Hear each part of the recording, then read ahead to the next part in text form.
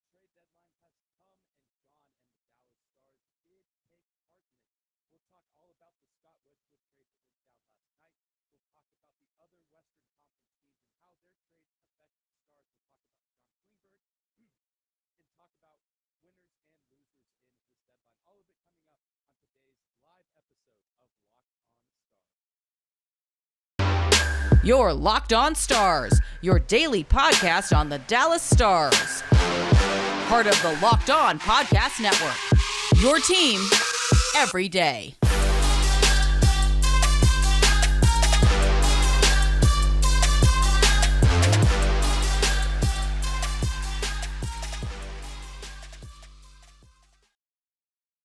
Stars fans. Welcome back to the Locked On Stars podcast, the only daily podcast covering the Dallas Stars. Part of the Locked On Podcast Network.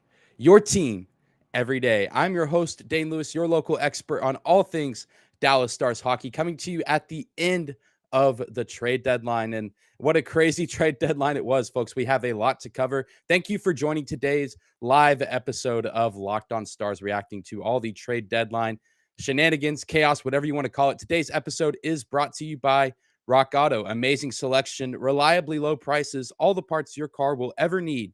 Visit rockauto.com and tell them that Locked On sent you. Whether this is your first time here or you are a recurring listener to the show, thank you for stopping by and making us your first listen of the day. If you are new here on YouTube, be sure to hit that subscribe button. We do upload daily Dallas Stars content here in podcast form Monday through Friday. And of course, breaking news stories as well. We talk about games, we talk about player trades, movements, roster adjustments, things like that. All good stuff. But let's get right down to the nitty gritty of today's show, talking, of course, about the trade deadline. And you can't talk about the Dallas Stars trade deadline this year without talking about what happened last night with Scott Wedgewood. Goalie depth is always a priority for teams that are hopeful to make the NHL postseason. And this is no different for the Dallas Stars. And they were in quite the predicament as of late, which is ironic given how they started the season out between the pipes with guys like Ben Bishop on the roster, Anton Khudobin, Jake Ottinger, and of course, Braden Holtby, the new offseason acquisition acquired from the Vancouver Canucks. But now, at this point in the season, it was just Jake Ottinger. Ben Bishop retired. Anton Khudobin had season-ending surgery. And then, of course, Braden Holtby, we know, has some sort of lower body injury. But now the Stars have gone and added a new NHL-caliber goalie to back up Jake Ottinger for the remainder of the season and if the NHL playoffs, if they do make it. And this does really confirm that Jim Nill and company, that Rick Bowness, they're still hopeful that the Stars can make a postseason push. And they went out and got Scott Wedgewood from the Arizona Coyotes. And this is a pretty good pickup. I mean, he's not very expensive. He's getting paid just over $800,000 this season from Arizona. So the Stars not really taking too much of a cap hit or having, to break out the big checks to sign off on Wedgewood for the remainder of the season. This is a guy that is, like I said, an NHL caliber goalie who actually started his year in New Jersey with the Devils. I think played 3 games with them and now has played 26 with the Arizona Coyotes, 29 on the year. Again, not breaking too much cap space for the Stars in general. And this is a pretty good pickup. This guy, Wedgewood, has had a pretty good run this season, all things considered, playing for a Coyotes team that has been struggling near the bottom of the league in points in just about every offensive and defensive statistical category. But I think maybe a change of scenery and playing with a team with a little bit better defense and offense also will be good for him. It's hard to look at his numbers and be impressed, but you also do have to take into account that he was playing in one of the worst cities and franchises in the league as of right now, as far as just a goalie-friendly environment. Not really much of that going on in Arizona. But the Stars now have him, and he did have some pretty good games against the Dallas Stars earlier on this season. Many will remember their last meeting, the Coyotes and the Stars in Arizona. Wedgewood pretty much shut the Stars' offense down. I mean, the Stars had plenty of good looks, but now the Stars don't have to worry about him ruining their hopes and dreams for their last meeting of the season, unless, of course, he's in the net and he plays poorly for the Stars. Then he could ruin their hopes and dreams that way. But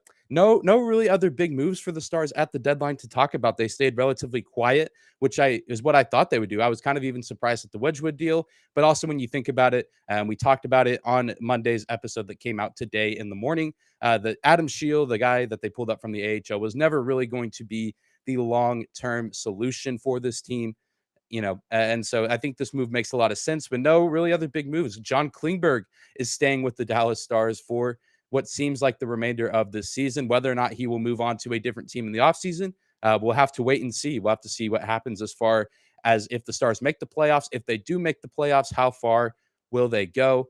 Really only a matter of time before we find that out. We're not too far removed from seeing what is next for John Klingberg, but I'm glad personally that he is still on this team and supplying offense as of late. He had that really good game in Montreal, a 3-point outing, and has been skating better as of late, been playing better on the blue line as of late, both offensively. We like to see his defensive game step up a little bit, but we all know that Klingberg has been historically an offensive minded defenseman. And so while he's still on this team, I'm very glad, especially with the absence of Miro Heiskanen with mononucleosis. We're going to need John Klingberg to step up with guys like Esa Lindell, Yanni Hakanpää, Ryan Suter, which we've all seen, fill their spot relatively well in the offense and even lead the way for young guys on the team like Thomas Harley going into the rest of this season. And it really, and the Wedgewood deal really also just makes you wonder, what is the plan for the Stars for the long term and also just this season with Braden Holtby? Is his injury,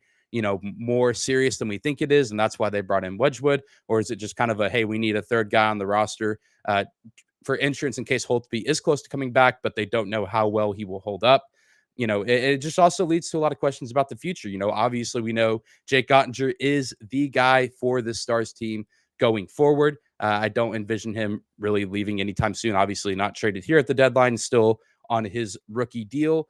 Will Holtby be making a return next season? We talked about the severity of his injury. How does that play into all of this? And if Wedgewood comes in and plays well as a backup or has a good run in the postseason, how long do we see him stay with this Stars team? There's a lot of questions that have to be answered in that regard. But, I really do love this move for the sake of Jake Ottinger's health. I do love his competitive spirit. We heard him yesterday after that game against the Capitals. He said in his perfect world that he would be out there every single night, playing every single game. But playing goalie in the NHL certainly does take a toll on your body. And we don't want to see Jake Ottinger get injured this season or really early on in his career and see what looks like is going to be a promising, fantastic career cut short or at least dampened by injury. So really glad that now he has a legit NHL caliber backup goalie in case he does need to take a breather or in case he does need a night off. And I know we know that Jake doesn't like taking nights off. He hates backing up. But for my sake, and I'm sure for the sake of Stars fans, many of us are glad that he's in this position now where he does have someone to back him up. And I think the coaching staff is happy about that as well. We're going to continue to talk about the NHL trade deadline. And as it pertains to the Dallas Stars in just a moment, we will talk about some other Western Conference teams and the moves they made and how that can affect the rest of the Stars season. All of that coming up on the other side of a quick break.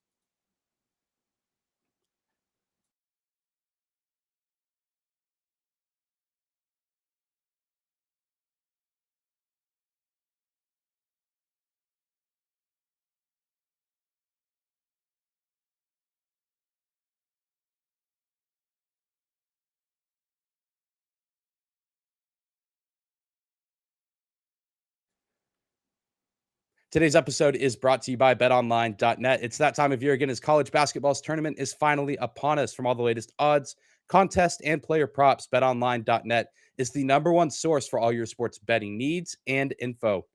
BetOnline remains the best spot for all your sports scores, podcasts, and news this season. And it's not just basketball. BetOnline is your continued source for all your sports wagering, information needs, including live betting and your favorite Vegas casino games. Head to the website today or use your mobile device to learn more about the trends and action. BetOnline.net, where the game starts. Welcome back in, everyone. I hope you are enjoying today's live episode of Locked On Stars. I am Dane Lewis, host of the Locked On Stars podcast, here talking about the aftermath of the NHL trade deadline. We've talked a lot about Scott Wedgewood and what he means for the Dallas Stars going forward. He talked about the importance of John Klingberg still on this roster. But now I want to take a step back and look at the rest of the National Hockey League and see what happened for them, and what trades were made. How does it affect what's going to happen the rest of this season around the league and for the Dallas Stars? And even looking in the division, there were a lot of big moves made in the Central Division. Starting with this morning, things got hot and heavy really fast. The Minnesota Wild acquired Marc-Andre Fleury from the Chicago Blackhawks. There are many rumors that they were not satisfied with the play of Cam Talbot or Capo Kakinen, who is now in San Jose with the Sharks. So they bring in Marc-Andre Fleury, former Vezina Trophy winner, Stanley Cup champion, a guy that had been moved from Vegas to Chicago in the offseason, but now the Blackhawks not really in a position to be in the postseason. But the Minnesota Wild certainly don't just have playoff aspirations, but many would argue they have Stanley Cup aspirations. And this is a move that I think will benefit them in the long run. And the Stars are playing Minnesota one more time this season at home on April 14th. Marc-Andre Fleury has played against the Stars once this season in a Chicago Blackhawks sweater, and he shut them out in that one game. You'll remember back mid-February, the Stars played them, and Jacob Peterson actually scored the game-winning goal in a shootout. But ultimately, Marc-Andre Fleury was lights out in that performance and actually has a very good record against the Stars throughout his career, 11-5-1 versus Dallas with a 1.99 goals against average and a 931 save percentage. So those are fantastic numbers to have against a franchise. So that game in Dallas in mid-April is going to already hold a lot of significance and a lot of importance because at this point in the season, every game matters for the Stars as far as playoff positioning and fighting for a spot in the wild card or maybe the third spot in the Central Division. And it's already going to be a tough game. Pretty much every game between the Stars and Wild has either been really close or you look back to their first matchup of the season where the Stars got blown out 7-2. Having a guy like Fleury on their roster is going to make things much more difficult. Thankfully, this will be a home game for the Stars where they are much better this season than they are on the road. And, it's also just tough because Dallas has a tendency to make other teams' goalies look like literally the best athletes in the world. You look back to that Saturday game that the Stars played on Long Island against the Islanders. Varlamov, one of the best games that we've seen from a goalie all season, despite the Stars just pounding him with shots on goal and shots total. I think they had like 64 shots total. So if a guy like that, Varlamov, can do that to the Stars, imagine what Marc-Andre Fleury can do with the support of the defense and offense that the Minnesota Wild provide. Keeping it in the Central Division, the Nashville Predators, it looks like they will be keeping the forward Philip Forsberg for this season. But according to many reports, it does not seem that he will be staying in Nashville at the conclusion of the 21-22 season. And they haven't really made too many other big moves. They did get Jeremy Lauzon from Seattle on Sunday. And then today they signed D-man Alex Biega from Toronto, a guy that has only played 2 games this season with no points. And he had a 16-point season back with the Vancouver Canucks in 2018-2019. So really no big, splashes for the Nashville Predators, a team that has, descended the ranks a little bit from where they were earlier in the season. Pre-All-Star break, the Predators looked like one of the best teams in the league. They've now faltered to a team that's holding that first wildcard spot somewhat firmly, but can definitely be caught and surpassed by a team like Vegas or even Dallas or even some of these other teams still in the hunt like Vancouver, Winnipeg, and maybe Anaheim. Anaheim seems to be slipping day by day out of the playoff race. So really interesting to see what the Nashville Predators did at this deadline, or really the lack of what they did. And of course, we'll talk about that later in the show when we discuss winners and losers at the deadline from the way I see it. The Vegas Golden Knights, keeping it in the Western Conference, did really make their big move for their roster back in November when they signed Jack Eichel and made the trade there. Their cap situation was not very favorable at this point in the season for the trade deadline, but now they're holding on to him and the other pieces that they do have. The guys that aren't injured, they are experiencing a lot of injuries right now and a lot of roster inconsistencies, and so that is favorable for the Stars. That the Vegas Golden Knights seem to be falling off a little bit at this point in the season. Very thankful for that from a Stars fan perspective, and the Stars do have games in hand against the Golden Knights, but with that comes the responsibility of actually winning those games. So we'll see if the Stars are up to the challenge there. You look at some of these other teams that are in pursuit of the second wildcard spot. You have Winnipeg, Vancouver, and Anaheim, and really they didn't seem to gain too much. Some small moves made here and there. If anything, the Anaheim Ducks maybe kind of played a card of surrendering for the rest of the season. They did send Hampus Lindholm, longtime defenseman for the franchise, to the Boston Bruins. And of course, Vancouver and Winnipeg, not really any big splashes either. And of course, I could be missing a headline, but to my knowledge, I don't think JT Miller left Vancouver or any other big pieces. Doesn't look like Winnipeg dealt any big names like Stastny or Andrew Kopp to any other teams. So it looks like they're satisfied with what they have. And, if they make the playoffs, great. And if they don't, they'll look, I'm sure, to adjust some things in the offseason, but certainly going to keep an eye on those teams for the rest of the season and see how intensely they chase after that second wild card spot. Now, talking about a team that made some big moves in the division, the Colorado Avalanche, the rich truly getting richer. They added a Turi Lekkinen today from the Montreal Canadiens. They added former Dallas star Andrew Cogliano from the San Jose Sharks. And of course, a few days ago, they got Nico Sturm from the Minnesota Wild, just adding guys that they can put on the bottom six, which is insane. They already have some of the best offensive forwards and attackers on their top six. And now, if you look at their bottom six, they have some really talented NHL players there as well. And this is the team that's been the best in the NHL for the past several months. And it looks like they're really going all in. They're pushing all their chips in to go for a Stanley Cup this season. And it looks like with signings like this, they have a great chance to do it. The real question is, how will Darcy Kemper hold up in the net once they do make it to the postseason? And then the St. Louis Blues also making a few moves. They did get Nick Leddy from the Detroit Red Wings, which is actually a pretty underrated move, in my opinion, compared to some of the other moves made around the NHL this past few days. And even today, he's 31 years old, but he's very fast, a pretty good, speedy, quick, sneaky good defenseman added to the St. Louis Blues. They're already in a pretty good position as well. I feel like they just haven't gotten a whole lot of media attention this year, the Blues, despite being second in the Central Division, sitting in a pretty good spot. They always do make noise in the playoffs when they get there, and I certainly do expect that to be the case this season as well. Really, really exciting stuff happening around the league. We're going to continue to talk about the conclusion of the trade deadline with winners and losers from the way I see it from across the league. Talk about the teams that really did themselves well and which teams probably should have done a little more or could have done a little more. And we'll probably, at the end of their run in the playoffs, we'll be asking what could have been. We're, of course, going to be talking about that at the other side of another quick break.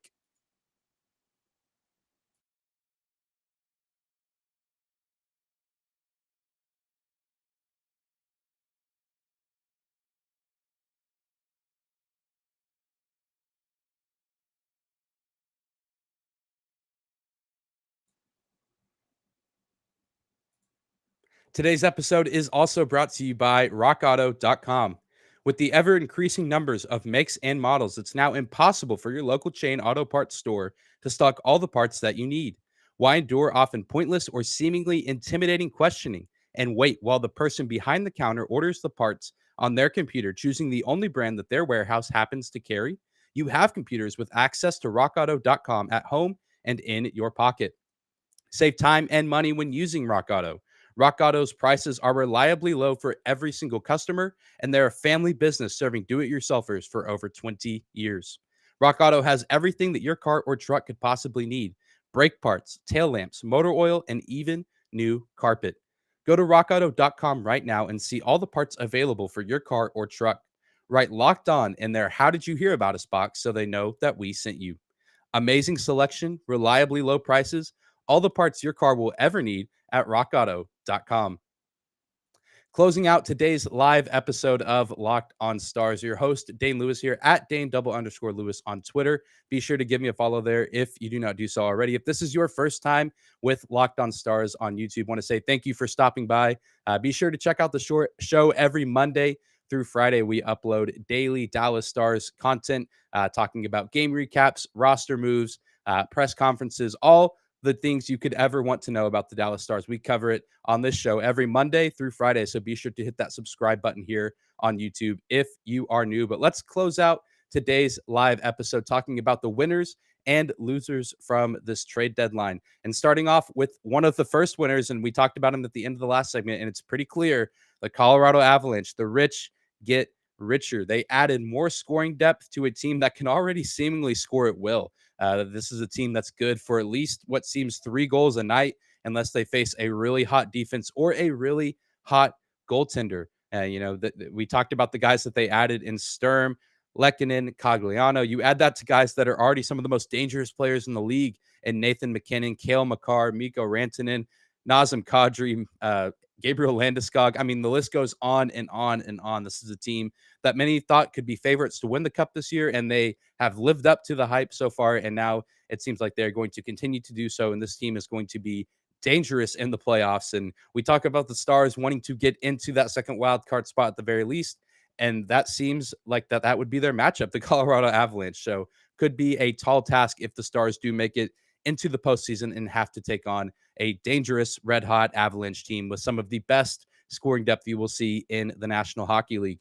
Talking about one of the losers in the league, you look at the Toronto Maple Leafs out of the Atlantic Division, a team that the Stars just played last week on Tuesday, getting shut out. So bold of me to say that, this team is a loser at the trade deadline, that they missed out, and maybe we'll be hoping they got more by the time the playoffs roll around. But I really do think that they probably did not do enough to assert themselves as a true contender out of the Eastern Conference. Mike Giordano, the captain for the Seattle Kraken, they did get him to add to their defensive core. I think that's a fine pickup. It's a good pickup. He has 23 points on the season, 6 goals, 17 assists, but I don't know if adding him, he is a little bit older. He's in his upper 30s. I don't think that that's going to solve all their problems. I think really a lot of their problems lie in their goaltending. Jack Campbell, Mrazek, they've both had problems this season. Eric Shalgren, we've seen come in and actually play pretty well. He shut out the Dallas Stars last week. But how long can a new goalie like him stay hot? Is this just kind of a weird, I'm excited to be in the NHL phase where he's going to play really well for a little bit, but then fall off? Or is he legit? I'm sure Maple Leafs players, team personnel, and their fans want him to be legit. But playoff hockey is a completely different animal than regular season hockey. And this is a guy who just made his first NHL start less than a week ago. So I think still a lot of questions to be answered for this Maple Leafs team. I don't know if they've made the right moves to get themselves past the first round for the first time in quite some time. Another winner, another easy one to look at. It's, of course, the Florida Panthers, a team that has been a cup hopeful team all season, right up there with a team like the Carolina Hurricanes. In the standings out east, they added Claude Giroux, probably the hottest item in the trade deadline out of Philadelphia. They got Ben Sherratt from the Montreal Canadiens. I think those are both great additions to the team. And those are smart moves to make. This is a team that was already going to be very dangerous in the playoffs, but now they've added great veteran depth, both on the offensive side and defensive side of the ice with Sherratt, and of course on the offensive side with Claude Giroux, that I think they can really hang in any series with any team out east, even with the likes of a team like Tampa Bay, the New York Rangers, the aforementioned Carolina Hurricanes. This team already has Jonathan Huberdeau, who's been one of the best stories in the NHL so far this season as far as his scoring depth and his scoring and playmaking ability. Now you add a guy like Giroux to that, and they're going to be really fun to watch in the playoffs. I think going to be a little bit easier to watch some of these Eastern Conference games because we don't really have stake in them for as far as being Dallas Stars fans. You look at another team that I think lost this trade deadline, and we talked about it a little bit earlier. That is the Nashville Predators. No big moves. That doesn't seem like Philip Forsberg is going to stay a Nashville Predator for a long time, despite now being the leading scorer in franchise history for them. This is a team now that they have. It seems like they're kind of telling their fans and the rest of the league, like, hey, this is the core that we have this season. We're going to try to make a run, and we will see what happens. I think that they can make some noise, but I don't really know how far they can go with how stacked this Western Conference is with teams like Calgary and Colorado. They do have UC Saros, they have Roman Yossi, they have Matt Duchene. They have some really fantastic pieces, some guys that can play some really electric hockey. But the question will be, how far can they truly go when it's all said and done? Another winner out east in the Atlantic Division, the Boston Bruins. They extend Jake Debrusk, a guy who there's been several stories around the league so far this season of whether or not he would be staying or going, but it looks like he will be staying in Boston. He did get extended 26 points on the season for Debrusk, 15 goals and 11 assists. A guy that I'm sure Bruins fans will be glad to have for the remainder of this season as they look to make a deep playoff run and bring another championship back to the city of Boston. They also signed Hampus Lindholm from the Anaheim Ducks, 5 goals, 17 assists,